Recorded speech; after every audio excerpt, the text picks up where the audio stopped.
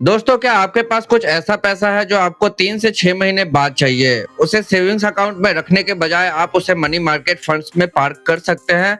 यहाँ आपको मिलती है हाई लिक्विडिटी, कम रिस्क और बैंक से बेहतर रिटर्न। चलिए जानते हैं ये काम कैसे करते हैं। मनी मार्केट फंड्स एक तरह के डेब्ट म्यूचुअल फंड्स होते हैं। इनका मेन गोल होता है आपके प्रिंसिपल को प्रोटेक्ट करना। ये फंड्स ऐसी जगह पैसा लगाते हैं जो लगभग 1 साल में मैच्योर हो जाए।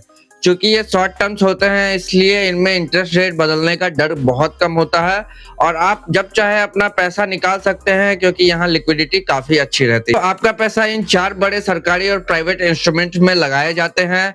पहला है ट्रेजरी बिल्स। इन्हें भारत सरकार इशू करती है और इसलिए सबसे सेफ है। दूसरा है सर्टिफिकेट ऑफ डिपॉजिट। इन्हें बड़े बैंक्स इशू करते हैं। तीसरा है कमर्शियल पेपर। इन्हें टॉप रेटेड कंपनीज अपने शॉर्ट टर्म खर्चों के लिए इशू करती है।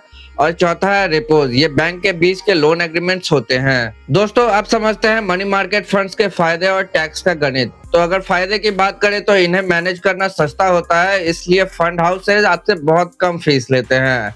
एंड दूसरा, यहाँ पे आपको स्टेबिलिटी मिलती है। इनका एनएवी, नेट एसेट वैल्यू ज्यादातर स्टेबल रहता है।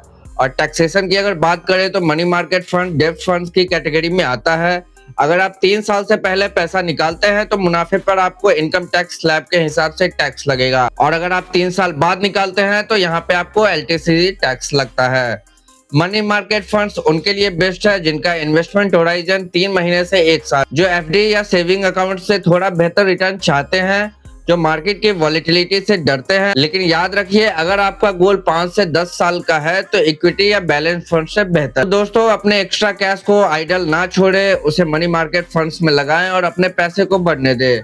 निवेश से पहले हमेशा फंड का क्रेडिट क्वालिटी और एक्सपेंस रेशियो जरूर चेक करें।